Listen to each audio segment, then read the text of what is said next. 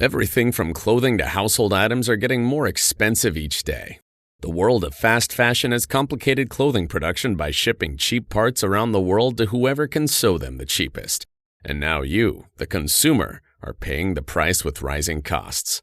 American Giant is about keeping things simple and close to home.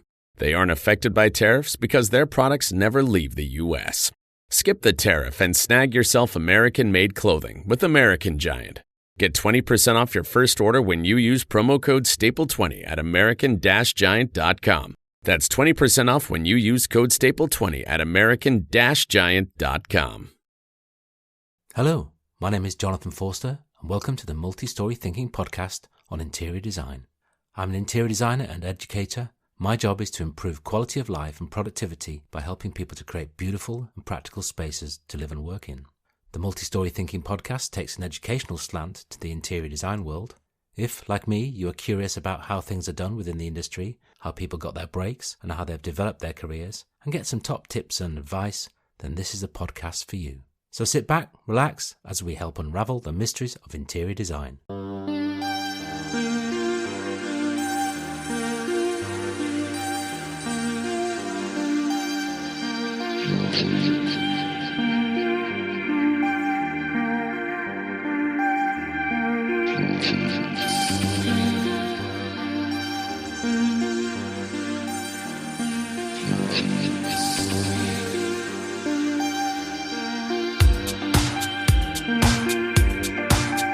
Tom Bourne is the creative director of Select First, a small and highly flexible full-service PR and marketing agency that's been helping interior and built environment brands to stand out for over 25 years. Based in Tunbridge Wells in the southeast of the UK, they work with flooring and interiors clients from both the UK and across Europe. Involved in direct marketing, electronic campaigns and traditional PR on a daily basis, Tom works with clients on numerous specialised projects including brochure materials, website development and integrated communications campaigns. I spoke to Tom via Zoom in May 2025, a few days before Clerkenwell Design Week. In this episode we discover how Tom developed his skills in the publishing industry, the importance of authenticity in marketing, why manufacturers should take responsibility for the full cycle of their products and their environmental impact, how informed decisions and understanding definitions helps make sustainable choices, and why, if you really want to understand products, you should go on a factory visit.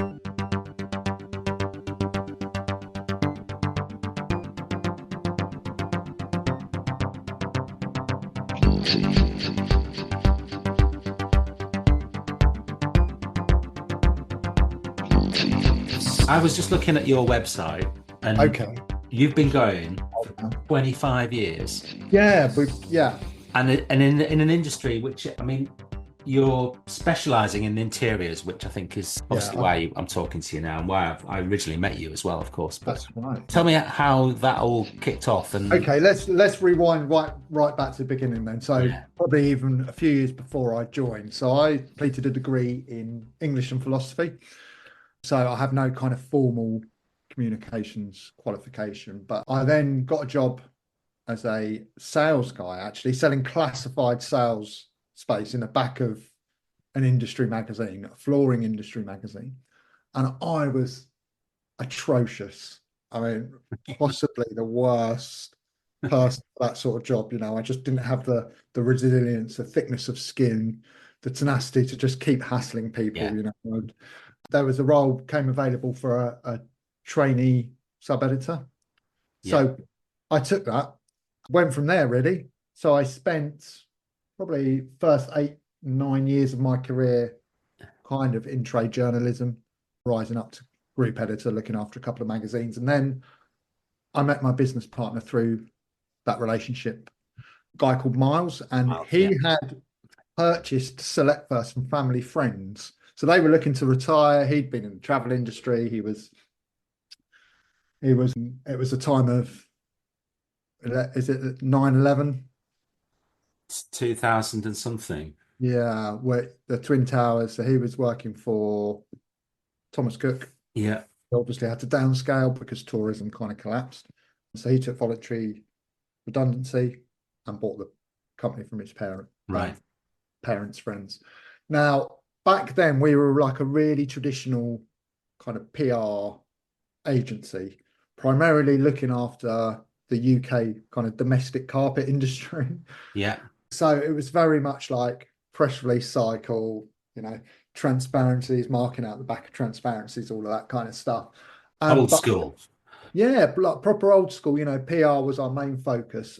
However, it was at that time when digital was starting to come more mainstream.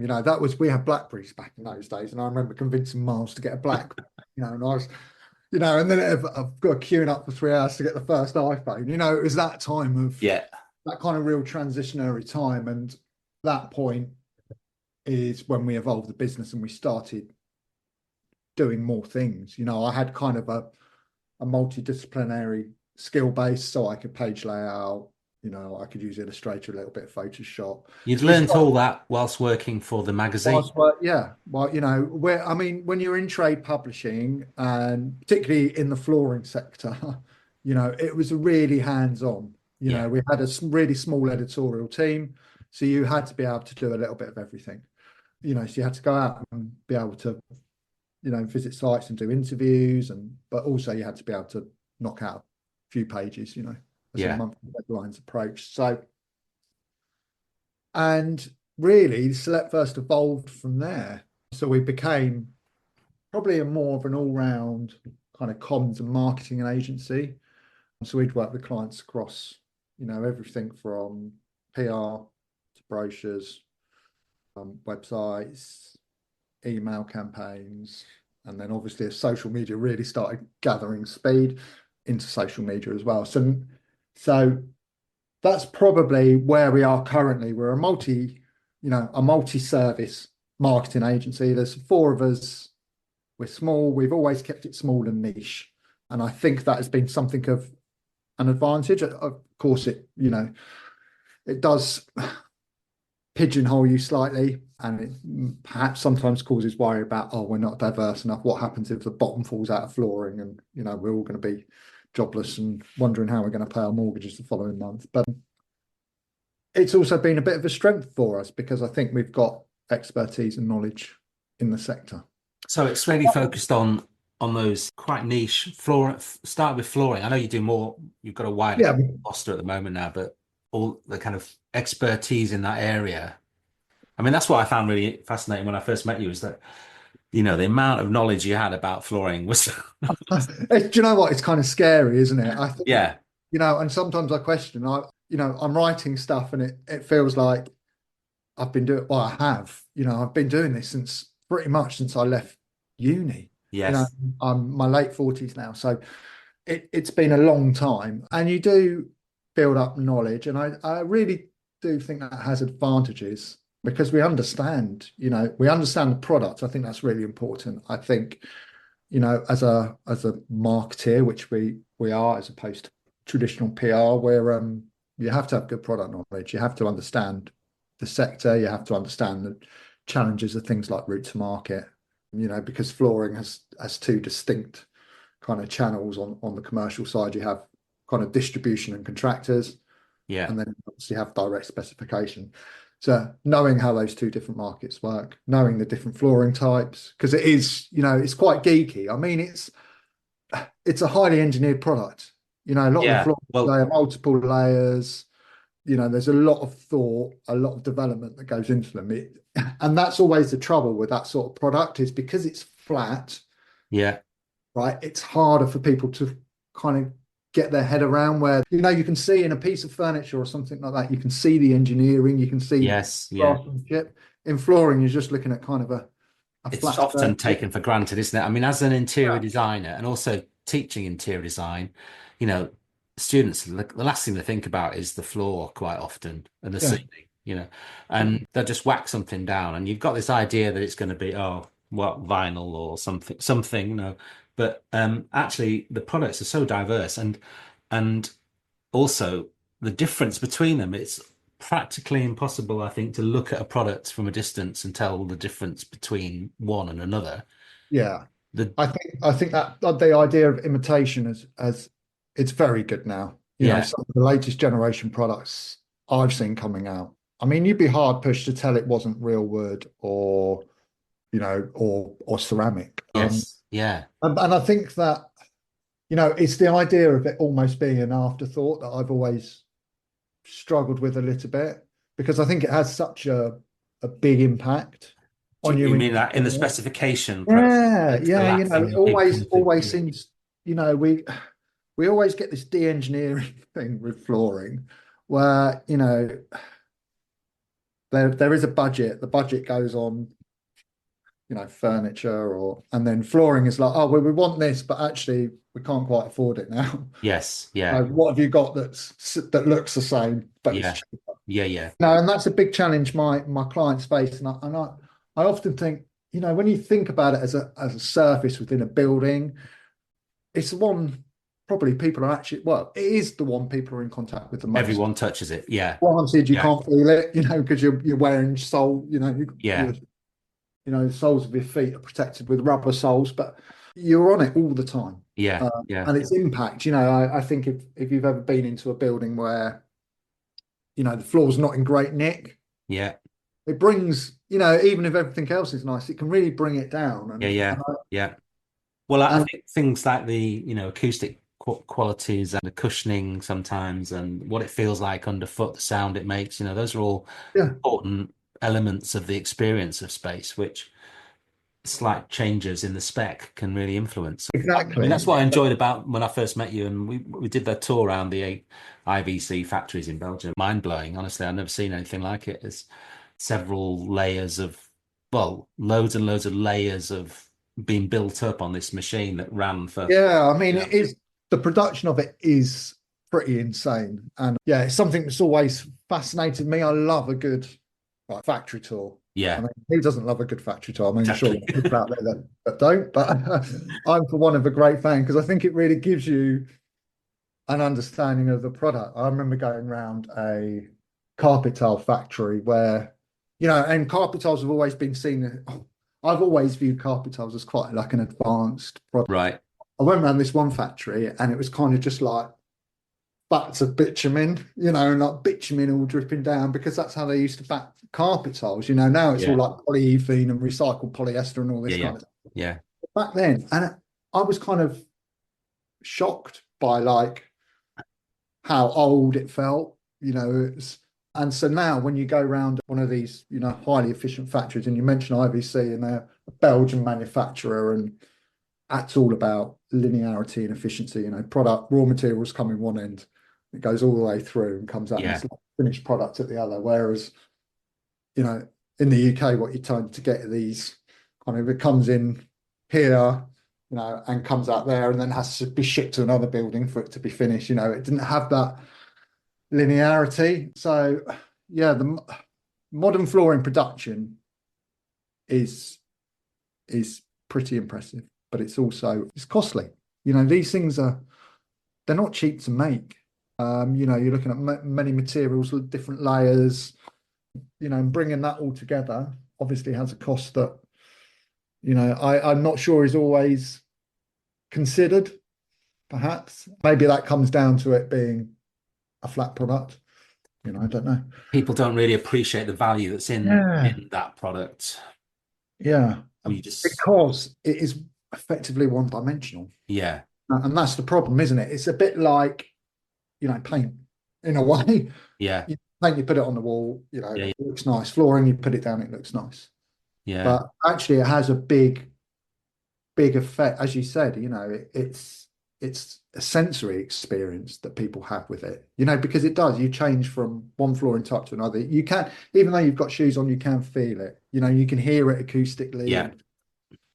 And so, yeah, it has this kind of really can enhance or detract from the experience of that interior. So for me, it's always, and for my clients, I think it's always a difficult,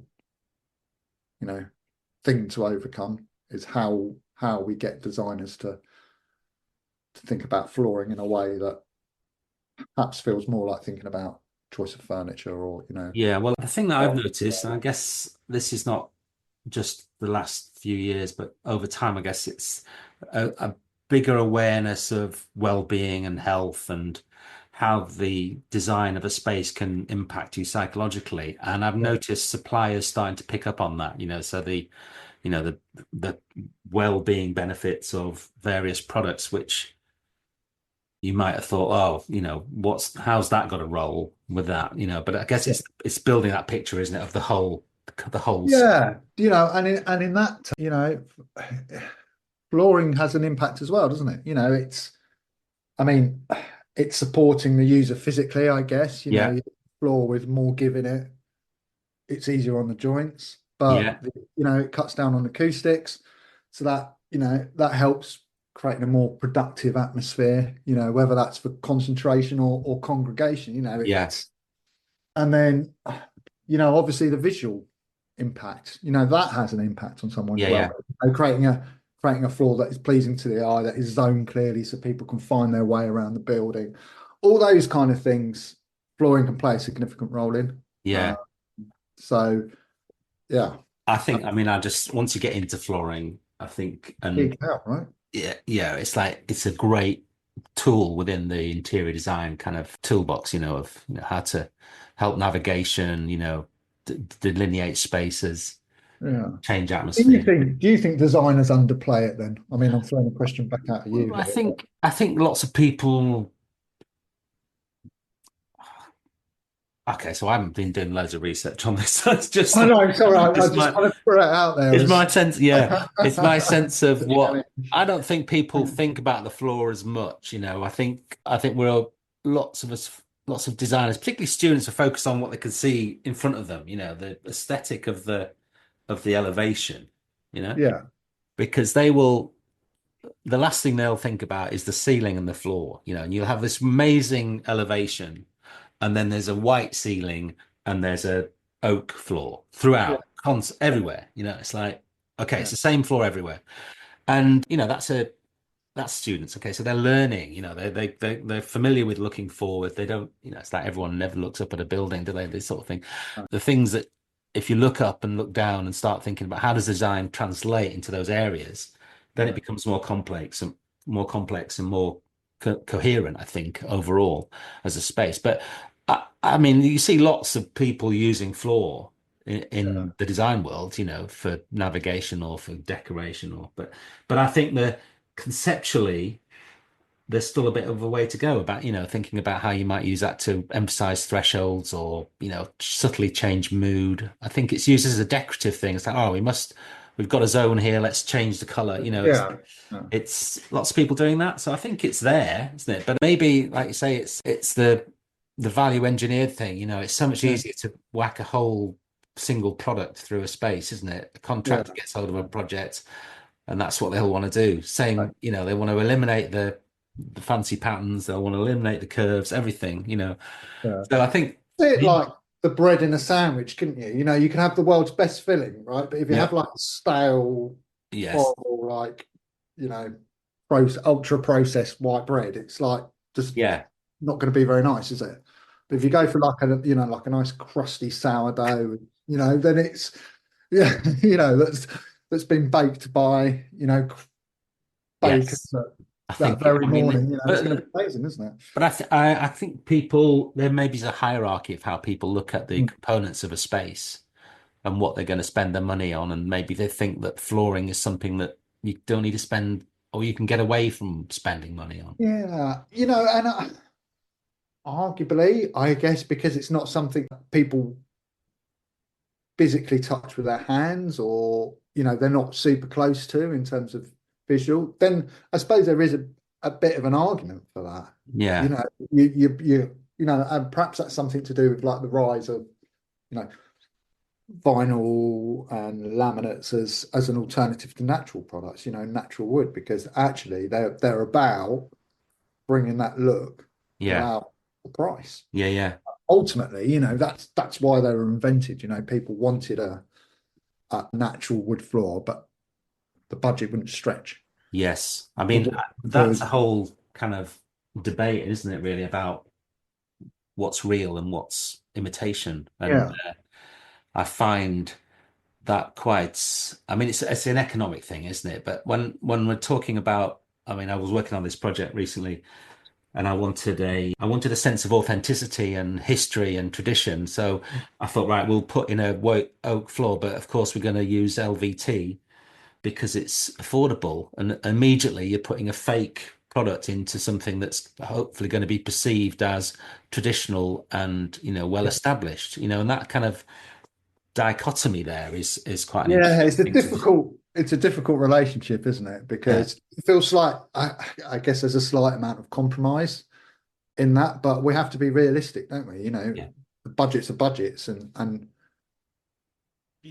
just like any other piece you specify, I suppose if you spend more on lighting, or you spend more on your furniture, then something's going to have to be compromised somewhere, and that, I suppose, 9 times out of 10, it's generally the floor covering. yeah, Manufacturers have got really clever at building in good value to products. There's products out there, the modern LVT floors, luxury vinyl planks, luxury vinyl tiles, whatever you want to call them, are good performers. When they're made for commercial environments with the right sort of wear layer and the right sort of top coat, then you can put them down. They're easy to look after. yes. So there's a different set of metrics really to evaluate it. Yeah, I mean, there are exceptions to the rule, but most wood floors at some point are going to need stripping back, refinishing. Yeah, You don't have that worry with LVT. I mean, you have other worries about how it's made and how it's recovered, but yeah, I mean, almost a victim of its own success. I think that category in itself, or not a victim of its own success. Probably the wider conversation around flooring is a victim of that category's success. well, I Because think you're providing solutions to a wider market then, aren't you? Like say the able to imitate all these different materials, yeah, terrazzo effects and wood and ceramics. It provides that environment which in itself is slightly. That's why I kind of think about the authenticity of products, and I think within those environments you've got to accept that it's a different kind of authenticity, isn't it? It's a replicated yeah, authenticity. yeah. It's absolutely not authentic, isn't it? And I think, but I guess it's about what it's trying to replicate. It's trying to build that connection we have with the outdoors. Yeah, And that's a pitch we hear a lot, from the hard flooring side of it, or the LVT side of it particularly. It is we have, as humans, we want, we're better. I often think we're almost better when we're outside. yes, So yeah, anything with a product that can kind of take a little piece of that and yeah. try and bring it indoors to that environment where we're working or where we're congregating and socializing, is a positive thing, I think. Yeah, the appearance of natural material. Yeah, Yeah. yeah. And you talked a bit about the issues around sustainability and like the recovery and Yeah. recycling. I mean, we'll come on to that in a bit, I think, but I guess the lead up to that one might be that, how have you seen the kind of industry change over the last few years or since you started in terms of I what is the message, Yeah, I mean, when I started, which was, well, I don't even want to think, but 20 odd years ago, 25 years ago, it wasn't talked about. It wasn't on the radar. And I think now, sustainability, well, as we all know, is a hugely important thing. I still think the industry has a way to go. I think there are some really good companies out there doing some really positive things, but I'll probably recite an email thread I had last week, and I'll keep client confidentiality rights, but it was all about the use of a word sustainable. And they were producing a piece of marketing literature, and it said a truly sustainable XXX. And they'd asked me to write some copy around it. So I went back and said, you can't say that. We cannot say that a product is truly sustainable. Yeah. Just can't. It's impossible. But because his piece was, well, the competition are saying X, and because there's no kind of enforcement, there's no legislation, then I can say it, I can kind of show that it's made out of recycled materials, and so I think there's quite a lot of mud within the industry, because and I think that's probably the same in every industry. There's a lot of confusion, right? There's kind of no enforcement of what you should say, what the right way to say it is, from a UK perspective. Obviously, there are CMA's guidance, but until I think until people start really understanding the importance that the clarity of communication has in designers being able to make a good judgment, it becomes, I think you become cynical, and I'm certainly more hesitant to believe now, even when someone is doing something good. Yeah. And I think the industry has come along leaps and bounds, and I always feel I'm slightly negative towards, and I don't mean to be. It's come on leaps and bounds, but it's got a long way to go. But that's the same for every industry, isn't it? As industry as such, it's not a particularly sustainable thing to do. Well, I think the understanding of the metrics is quite challenging, isn't it? And how you describe something as being sustainable, what does that actually mean? You've got lots of documentation about products which will say certain amount recycled, certain amount recyclable, and often they're talking about the product as it leaves the factory, so in its like cradle to gate, as opposed to cradle to grave, which is great, isn't it? If you don't use it, it's doing a great job. But as soon as you stick it down to some floor or attach it to the wall, you're opening up a whole another level of issue. Yeah, exactly. The word recyclable does my head in when it comes to flooring, because 9 times out of 10, even though a product has all the constituent parts, and those parts individually can be recycled, like you say, as soon as you stick it down, game over. Yeah. You just can't. It's contaminated. It's not easy to recycle. So what's going to happen with it? It goes to incineration or landfill. Yeah. While, arguably the product is recyclable, the method you're using to put that product down is problematic, and that's actually, that understanding is probably something that needs to change, I think, because there are products out there now, commonly termed loose lay, that make that possible. You've got engineered vinyl now, which is kind of a hybrid of the dry back vinyl most people are used to, that you kind of spread your adhesive on the subfloor, stick down. That's got a built-in underlay. It's got a click profile on. It goes down, it's secure, stable, and then can be lifted at the end of life. Yeah. As soon as you get rid of that element, that adhesive element, you're transforming the product's ability to go through a recovery scheme or take back programs that people, even with dry back, there are now self-adhesive underlays that use similar materials to what's in the floor. So that whole thing can be lifted up and taken away and recycled.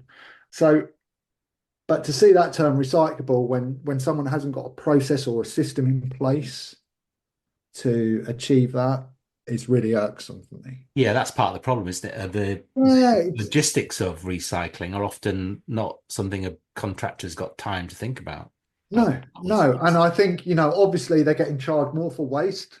So they are thinking about it more. I think something like, it was about estimates of about 600,000 kilograms of, 600,000 tons of carpet go into landfill every year or something like that. Yeah. And throw in your resilience, and you're looking on for probably 1 million tons or whatever. So it is a huge challenge, because it's not something that can go into household recycling, and we know it's going to come back. So the manufacturer is responsible really for ensuring their product, they're making this product, ensuring they find a good end of life solution for it. So how many manufacturers are actually doing something like that? There are a few. Yeah. There are a few. One of mine, Unilin, they've got their recover program. Yeah.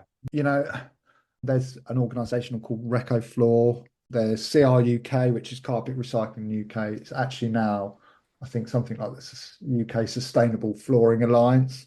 So they've had it. So there are bodies out there really working, hard to solve the challenge, and a lot of it may be collecting kind of post installation waste on site, or distributors will have bins where guys can come up in their van and just throw their waste in, or so there are various collection schemes around, but in my opinion, and it is a humble opinion, it's making sure that you as a manufacturer are following duty, really, and making sure you've got something in place. Even if someone chooses not to use it, or it never comes, you've got to make sure you've got the options there, a solution there, for people, because people are going to want it, and people do want it, and it's hugely important, that you recover that product back. Now in the UK, it's actually quite hard because of volumes to turn that back into new flooring, but there are various things. Obviously it can be downcycled into street furniture or street paints, but there are solutions, and there are good long-term solutions, and there are now recycling centres in place in mainland Europe that will take your old floor and recycle it, and and give it back to you in PVC granules, right? So you can use it again in your floor. Is it bigger than an individual manufacturer then? Do you think it's about collaboration? Yes, no, I think collaboration is in developing technology. I think that's probably where manufacturers perhaps need to come together, and I think they may be coming together to kind of look at future solutions down the line. What materials can we use in the future that's going to replace this plasticizer or that PVC element. But no, I think ultimately it's the manufacturer's got to find that solution, right? The manufacturer's got to find the right part, the right way to process that waste. Now I have it's a bit different, but a rug client, it's a Belgian client, and they're a weaver, so they're a traditional weaver. They're making it out of wool and then cotton, and they made a switch to 100% polyester. The argument for switching to 100% polyester, everyone's like, oh my God, why are you moving from wool and cotton, these lovely, natural materials, which, cotton, we could talk for hours, couldn't we, about the impact of that has on water courses and soil degradation. But, and they said, because we can recycle it, and we can recycle it 6 or 7 times. But they've actually gone to the process of establishing a system for people to be able to do that. So for the homeowner, has a QR code on the back of the rug. So when they finish with their rug, they scan the QR code, it arranges free collection, and the rug is returned back to the manufacturer. That's brilliant. The manufacturer's recycling partner. So then they can say, right, we can either we can clean it up, still in relatively good nick. We can clean it up and resell it through their reselling platform, or we recycle it, and they've got a recycling partner that converts it back into polyester they can use for a new rug. And to me, that's a solution. That's presenting a solution. It's not just talking about the potential of a product or a material. It's presenting people with a solution, and that's what all manufacturers should be doing. Yeah, I agree. I mean, in the absence of kind of governmental dictate, that's a sort of social responsibility that you should have, isn't it, as a manufacturer, to think about the full cycle. Absolutely. You're pulling stuff out of the ground, you're putting stuff out, you're happy to make money. You've got to be responsible for the impact of doing that. Yeah. And I'm interested about your role as an agency. Then you take that sort of responsibility to communicate very seriously, in terms of flagging up a innocuous term there. I do. It's not something we've always done. I think it was born more out of kind of a growing frustration, and seeing stuff and thinking, I don't know, having the knowledge of the product itself, having knowledge of the systems that are in place, and then seeing what people are saying and saying, how are you even saying that? It's just blatantly not true. Yeah.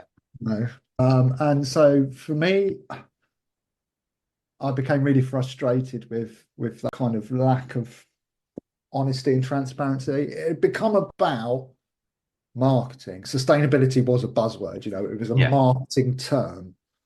That's probably been really quite damaging, and I was like, this is not right, this there's too much going on for this to remain. So, my colleague here, Nicola, she went to I think it was Future Build. I didn't have time, far too busy, making PDFs for a client or something. I can't remember what I was doing at the time. And she saw a presentation from a company called the Anti-Greenwash Charter. Yeah. Well, it's not a company, it's an organization, and a guy called Charlie Martin over there. And that is basically a group of companies that establish their own green claims policy. Kind of dictates the language they use, terminology, the images, colors, all of that kind of stuff. Ethics, training, puts it into a code and says, right, all the communications we put out into the market are going to apply to this code. And then, they're checked on a kind of 6-monthly or quarterly basis. And I found wind of this and I thought, well, that sounds like something we could do. What's the difference between kind of a big manufacturer or, and there's all sorts of companies on there. There's architectural practices, there's manufacturers, there's finance, tech, what's stopping us doing something similar from an agency side? Well, nothing really. So I spoke to Charlie and we've struck up a relationship and we signed up. So we've been a member now for, well, what we're classed as a certified signatory for over a year. So basically, if we put out a sustainability comms piece from one of our clients, then we make sure that is, compliant with our code. Yeah.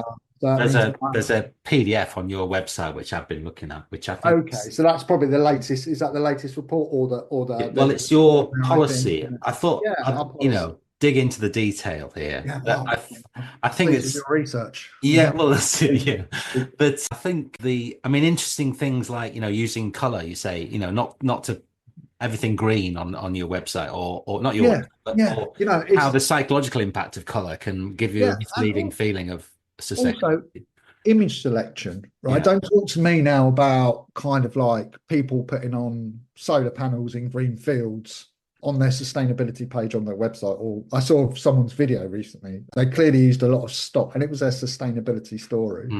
They clearly used a lot of stock video. One of those was kind of like, beautiful green fields and solar panels and wind turbines. Yeah. And you think, but that's not yours. That's something and it's accuracy, isn't it? It's accountability. It's honesty. So that's what being a member of the Anti-Greenwash Charter does for us. It gives us a kind of, I guess, a guiding set of principles that kind of line up with my own kind of ethics on the topic. That's handy. It also helps the client to understand it. Yeah. And that gives me a way I can go to client and say, can you prove that? Have you, rather than just looking like some cantankerous bloke that is, on one. Yeah. I can go to the client and say, it's part of our policy. Yes. Do you have certification that you could share? And every client I've had this conversation with has been only too happy to do that. Well, that's good. I was going to say, what was the response? I mean, presumably now you're going to your existing clients with this in mind, Yes. But also when you're looking at new clients, that's the kind of benchmark, isn't it, of your operation? It is. And, it's been advantageous. It works both ways, obviously. We have a new lighting client, Spark and Bell. So fantastic, a B Corp. I think I must try and get this right, but I think they're the B Corp's highest ranked decorative lighting design studio. Spark and Bell, Brighton-based outfit, run by an amazing lady called Ema. And, that the Anti-Greenwash Charter was part of our original conversation. That was something they thought, oh yeah, we can get that. They're a purpose-driven lighting design studio. They only make to order. They source all their products from within like 200-mile radius. They make their own recycled plastics on site. It's amazing. DD cases. It's a really beautiful company to work for, and that came because I'd kind of put a stick in the sand. Yes, but a line in the sand. Line in the sand. That's what I was looking for. Yeah, a flag on the moon, line in the sand, or and taking a stance on something. Yes, and I think it's it was a conversation we had in in the business. Like, Yeah. what could be the potential damage of, signing up to, are we going to lose a load of clients because they don't believe, they don't want to be associated It's with always a an bit of risk of that, isn't there? I guess. There's an element of risk, I yeah. mean, you're essentially the kind of gatekeeper to the marketing of a company that might be a problem if they don't want to follow the principles. But Yes. you Yeah. are hopefully going to be working with like-minded companies. Well, that's kind of the idea, and I think pretty much all companies have been really on board with it. They get why we're doing it. Yeah, We're Gunebo, which is a Swedish entrance control, so they make like the turnstiles you walk through in offices and receptions and all yeah, that kind of stuff. So I work with them to create a sustainability kind of communications framework, and that took on board kind of some of these principles about honesty, accountability, transparency, and they're now a signatory because it works for them. It's yeah. a way of independently getting your stuff reviewed I and think people that's have belief in what you're saying. And I think yeah, that's the really important bit is that it's been so much greenwash, so much, that people are really cynical now. When they read something, they're like, oh yeah, whatever. So you have to show a level of kind of making sure all your stuff is backed up by facts, and even and it can make sometimes stuff quite hard to read because you can't just put in a nice yeah, sweeping, bold statement. You have to craft it a bit more carefully, and you have yes. to put in like this certification number and this, so Takes a bit more effort. yeah, it takes more effort, but I think it's an effort that's really worthwhile and really Yeah. important. Well, I do like. I mean, I would encourage everyone to download the your green policy because I Thank mean it's got some great bits in it. I was, like the descriptions, definitions Yeah, of because different that's the key, things. right? And actually, it needs updating. You remind me because there's Okay. some. I mean, anything like this process of evolution, Yeah, I yeah. take some out and add some in. Version 1.0 at the moment. So, Yeah, I've got to be on version 1.2. I just haven't found the time okay. to. Fair enough. I must prioritize that because I've just had my last review go in as well. But things like definitions are really important, right? Because if you're clear about that, people Yeah. know when you say more sustainable, you say, our impact is, what is scope 1, what is scope 2, what is scope 3. There are so many words and so many people are using so many different variations of Yeah. those.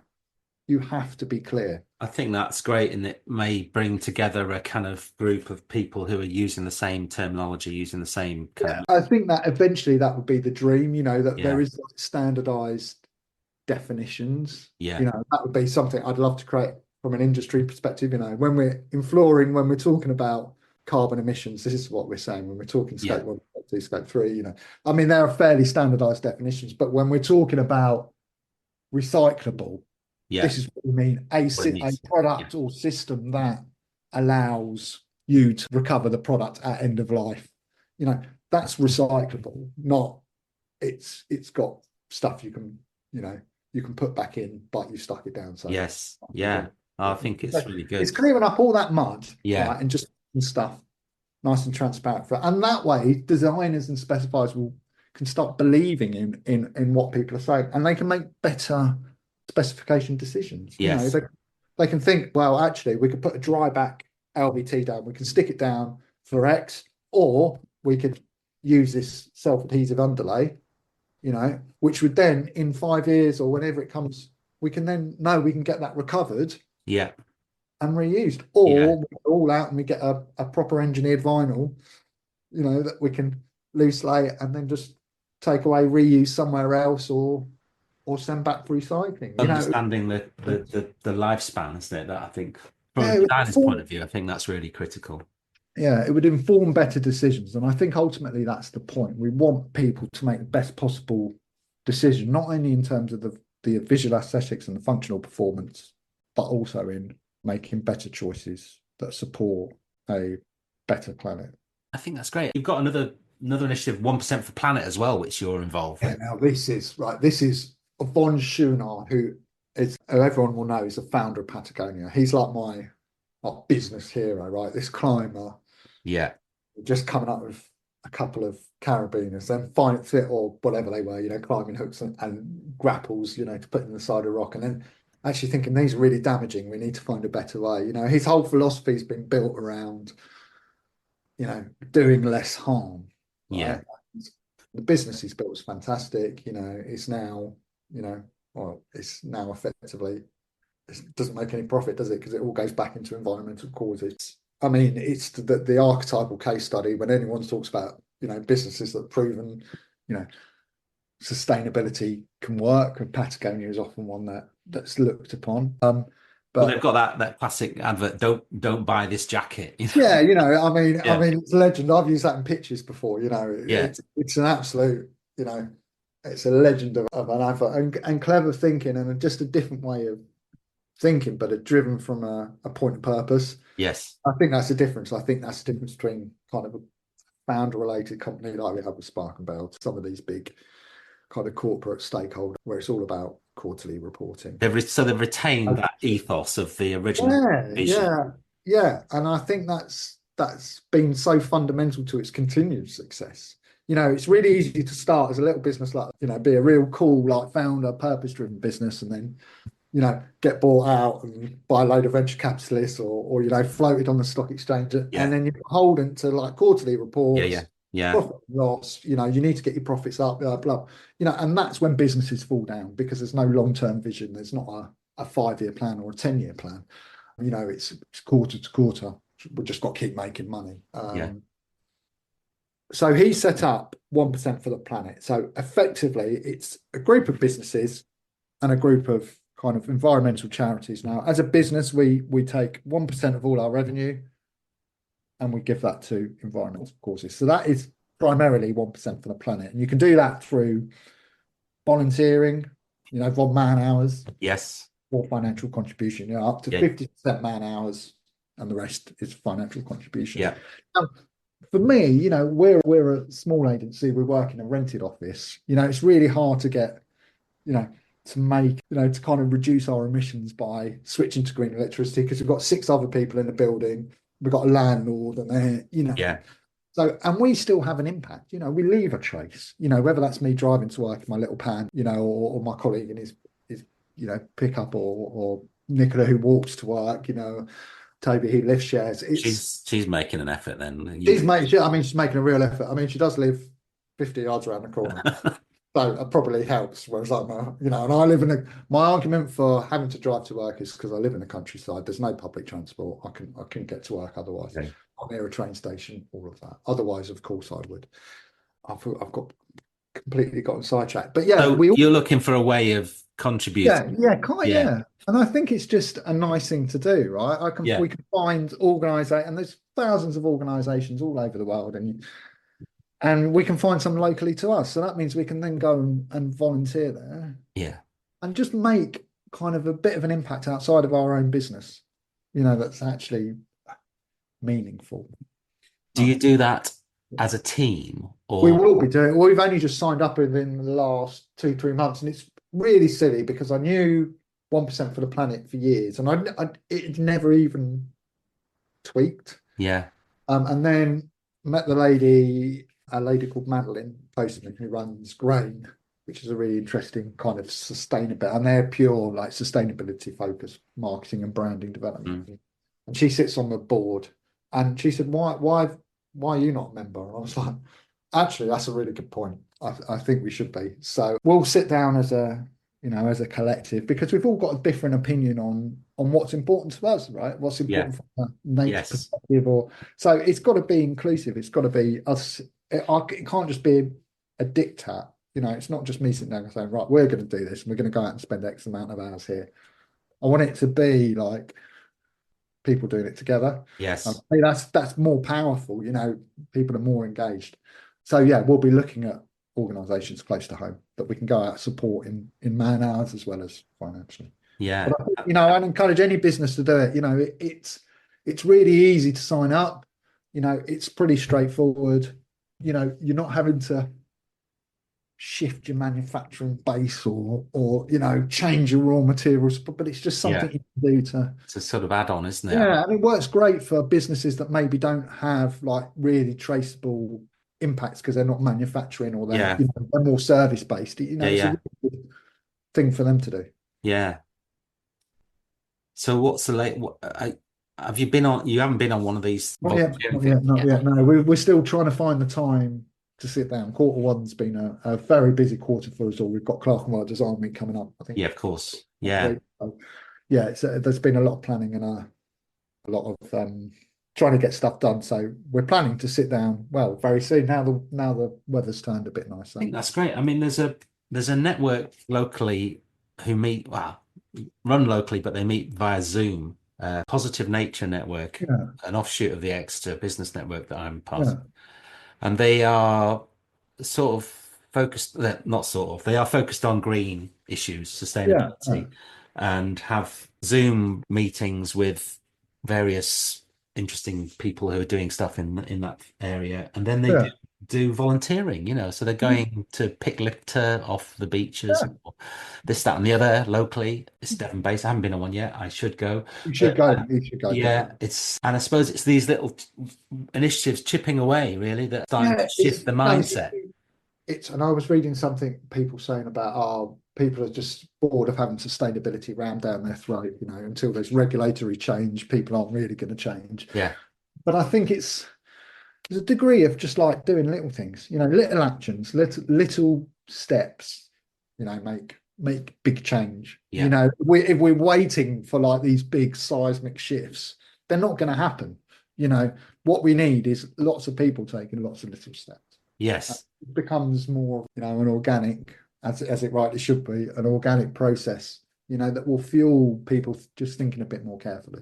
yeah. And I guess the more you talk about this, the more likely you are going to meet people who are into the same thing, whether that's Yeah, clients, I mean, there is that kind manufacturers. of argument about being in an echo chamber. You end up Yeah, talking to people that are interested while everyone else is on the everyone outside. else doesn't care. Yeah. But I think that's really, do you know what? I think that's really changing Yeah, because I think people are now seeing the impact, right? You're seeing like more natural disasters. They're yes, becoming yeah, more tangible. And, while now they're probably, you know, in environments or countries that aren't that close to home. You've only got to look at the floods we had in Europe and all of yeah. that kind of stuff to know that this A bit circle, of denial, isn't there, of ever decreasing circles, right? yeah, Eventually it's going to close us in. Water. I mean, let's talk about AI and water. That was my latest rant, last week. But the huge the huge amount of water it takes to do AI search or generate an AI image. All these things are going to become more and more important to people. And So I was gonna, well, the topic of AI, of course, is on everyone's lips, yes, it is. and Yeah. I did mention it in my list of questions as to how you are navigating that Um, sustainability issue there, isn't yeah, there? massive sustainability issue for me. I can see it has real advantages. I can see how it makes people more efficient in a way because it makes their job a little bit easier and a little bit quicker. But we actually have to look at the impact of doing that, right? Mm. If it saves you half an hour, but it uses 600 liters of water, is that a trade-off you're willing to have? It's about trade-offs. Yes, it makes my working life easier, but actually, I'm not sure I really want to know that I'm sitting here fueling, this huge water consumption and this Yes. huge energy consumption. So my philosophy on it is I try and avoid it if I possibly can. But that's getting increasingly hard because you do like a Google search now, and the first thing you get is an AI result. Well, yes. Yes, it's more, the more Yeah. kind of computationally difficult, the more water is resource. So probably those Google searches, that people are doing aren't computationally that extreme. So it probably doesn't Yeah. have much of a resource, but it's ingraining into our life and it's flipping scary because I think we got, soon AI is going to be able to program itself. So even the programmers that are making AI are going to, it's a threat. It's a useful, it has advantages, but it's also a threat, and an environmental threat and a social threat. Do you think, I mean, it's the value of craft here, isn't it, really? I guess the not necessarily the hand done, but the hand thought, you're and I don't mean this to sound in any way disrespectful, but you're from an era like me that went through that sort of hands-on process of doing stuff much more pre-computers, where there was no excuse for just doing the graft, and do you Yeah, think that that's still part of your kind of ethos? You've got that in the back. very much part of my ethos. Yeah, I'm a real. I believe in putting in the graft. That's my not my talent, but my ability comes in being able to put words on a page or images on a page and make it look half decent, Yeah, or make it sound half decent. To me, that's what I do, and I don't want to lose that to a machine. And also, I don't think a machine does as good a job. yeah, And I'm going to say that, aren't I? Because it's.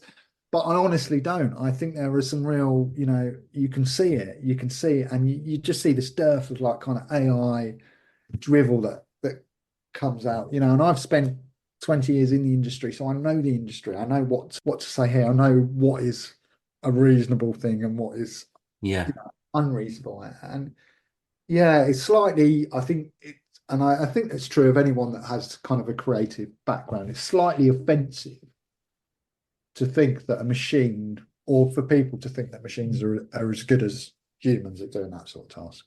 Because I don't know if, they have that, they're learning from whatever's out there. They haven't got an innate ability to come up with unique ideas, even though what we're doing per se isn't unique. It's been probably done 1,000 times, but it's a change of a word, or the way where you place a chair, or where you put a yes, table, yeah. That kind of serendipity, I guess, of coincidence and Yeah. just ideas coming randomly Yeah. rather than, right, I'm going to think of every idea possible and work out which is the best. Yeah, and then distill it down into this like ideal of a Yeah, interior, and then in 5 years, every interior looks the same because AI yeah, just kind of reinforced its own view. yeah. Well, I mean, it's a fascinating area. I mean, we're seeing a lot of our students using AI tools to help visualize, and there's a lot of obviously text-based benefits of that. But I think it's well, I'm sort of still trying to evaluate it. I think it's got a place, definitely, to help you develop things, but ultimately you want to be in control of the creative process. Yes, yeah, I think, and ultimately is control. We are handing over control to the machines at this rate. Yeah, No, because it's just so easy for people to use. So people yeah, use it, right? And I don't, in a way, I don't blame them. I've been guilty of it myself. Oh, I wonder what if I put in these terms, what's it? And I find I've done it once or twice, and I found myself just going through it thinking, no, I need to change this. yeah, It's yeah, just not worth my yeah. while. I'll just do it myself. And I like doing it. I enjoy that process. That's part of what Process of putting gets you words on going. pages, yeah, it Yeah, keeps me going. It's what's kept me here for many years. I enjoy it, and it's not writing a best-selling novel, but I still see it as kind of a base art form. Putting words, trying to make something quite complex, or it's quite flat, quite one-dimensional, trying to yeah, make it engaging and interesting for yeah, people. yeah, yeah. It's a good skill. So next week we're coming up, Clerkenwell Design Week. What's on the What horizon for you next What's week? on the horizon? Well, we've got Clerkenwell Design Week, which probably everyone knows, that 3 days in Clerkenwell where everyone just hopes that the sun's going to come out. We've done some preliminary weather forecasting, and it looks like it might be all right. So that's always a winner. If the sun's out, people are happy, aren't they? They're out more. Yes.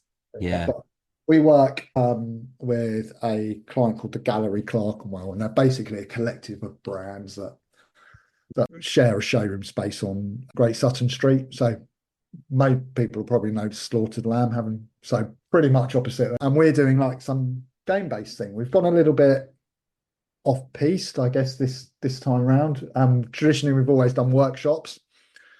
And that's great because people can come in, they get to sit down and like make perfume or do something really fun. I think last year we were making like coasters out of Jesmonite. But this year we thought, no, we'll do some games. So each one of our brands has got their own little game going on, and that's all about trying to get people to connect with things in a different way, right? In a way that's surprising and interesting. I think some of the challenge with decorative surfaces and floors, and perhaps not so much furniture, but these products, is that you're kind of looking at them from 6 foot away. Yeah. And a lot of the effectiveness is in the detail that goes into these products. So it's trying to get people to look at them in a different way, or to get a bit closer with them, Yeah. like kind of giant carpet tile puzzles. So people are handling carpet tiles, feeling like Gotta there's feel it. Yeah. yeah, and panels where people have got to, and these are decorative panels on walls, but people go in and they see if they can feel the difference, because they're literally, if you put a blindfold on and you put real oak down and you put this surface called master oak down, you can't, literally it feels the same. Yeah. It's got to such a level where it's quite mind blowing. So that's what we're doing for the gallery, and then obviously on Thursday we've got our usual kind of free burgers and Oh, yes. Yes. first 200 people, first come first serve basis. So Not that we're motivated by what free gifts and drinks we can get, but yeah, so it's a really great 3 days. It's fantastic to see the industry all coming out, and everyone getting together, and I really enjoy going up there and just having a walk around, have a nose in other people's showrooms, see what they're doing. So yeah, I'm looking forward to it, actually. It's a lot of work, a lot of kind of stress in the run up, but once we're now on that kind of home run. So. you've got it all planned, and Well, that's the theory. We just have people walking through the door. I mean, that's always a worry with something like that when it's over so many different yes, places yeah, and there's so many different showrooms. You've got to hope people to walk in the door, and if the weather's out, people are more likely to come in.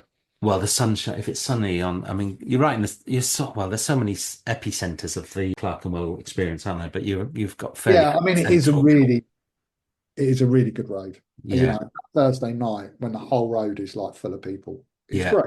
And it's a real buzz, and it shows that the industry's alive and kicking. And there's yeah. lots of manufacturers doing some fantastic things. They're such a good educational program for people. And there's always really good things to see. So yeah, looking forward to it. Yeah, me too. Well, I'll see you up Well, there. I'll see you there Wednesday, isn't Yes, I it? think so. Yeah, we need to just discuss the logistics of that and Yeah.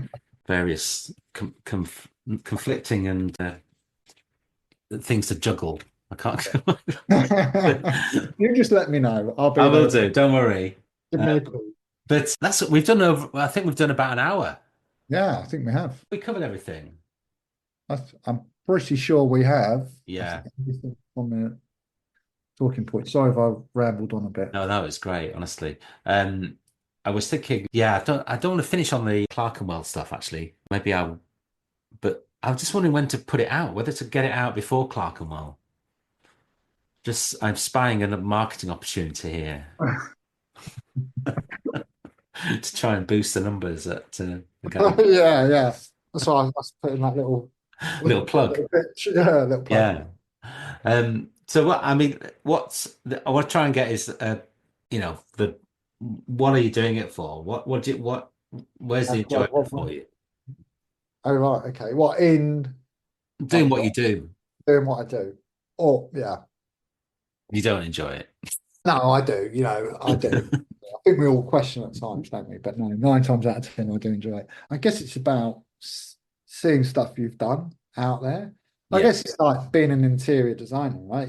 You're putting something down on paper, and then you're seeing it you're seeing people use it. You're seeing Yes. people Yeah. interact. So what is that experience in terms of marketing? Because Well, it's like people reading your stuff. yeah, Feedback, which we never get, but no feedback is good feedback. But it's, for me, that's the reward, right? If a client is like, oh, the sales guys are using that presentation and yes, they yeah, really like it and they're finding it really helpful, that's fulfilling, right? Because that's something you've crafted and you've worked hard and you're putting your hours in, and yeah. it's a reflection of the knowledge you have in the industry. It's so even something like when a PowerPoint goes down well. I mean, that it sounds awful, doesn't it? But that's you get a bit of a buzz off a PowerPoint that someone likes, right? It's good, but it extends to your email campaign that goes down well, or visual identity. For Clerkenwell, we may have to present kind of 2 or 3 different themes, and it's so it's you're creating, right? Like a designer creates a space. I'm creating literature, or stuff that people might even just throw in the bin, Yeah. or never properly read. Brochure all about social housing, and the landscape and flooring's influence on it, and all of this. Probably, not that many people will sit down and actually read it from cover to cover. It's amazing. They really should, but they probably won't. And I'm going to look out for that. I'll send you a copy. Yeah, output, I think, is rewarding. When something comes to an end, I find that satisfying and gratifying. It's a nice job, being responsible for something from concept to delivery.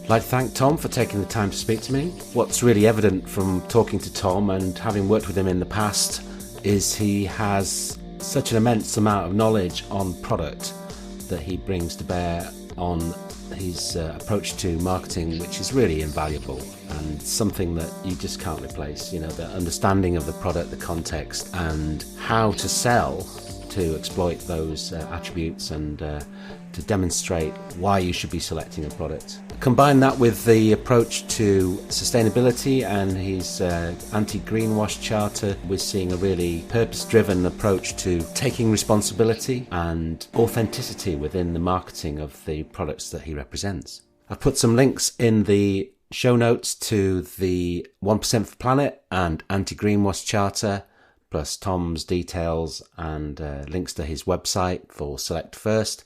This episode is just going out before Clerkenwell Design Week, so if you catch it before the week starts, you should get yourself up to London and have a look around. There's some excellent exhibitions, galleries, including the ones that Tom is representing. There's a number of events at the Gallery Clerkenwell, which is in Great Sutton Street, featuring acoustic materials, flooring and surfaces, with some interactive drop-in gaming experiences that you can get involved with and get to touch and feel the products in a more relaxed environment.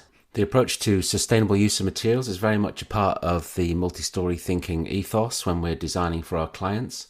And it's something we teach at the University of Plymouth on the interior design course, where we put sustainability at the core of the design process. If you'd like to become a kick-ass interior designer, have a look at the link in the show notes. I'd like to thank Dave Clark from I Am The How for production support and invaluable advice in the setting up of this podcast. Kay Hansen for her planning support and co-hosting for these and our educational podcasts for the University of Plymouth. And Mark Frith for the music. I'd like to get your feedback, get in touch via the website or on Instagram.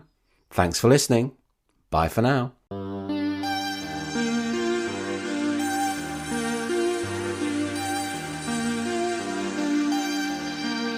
Thank you.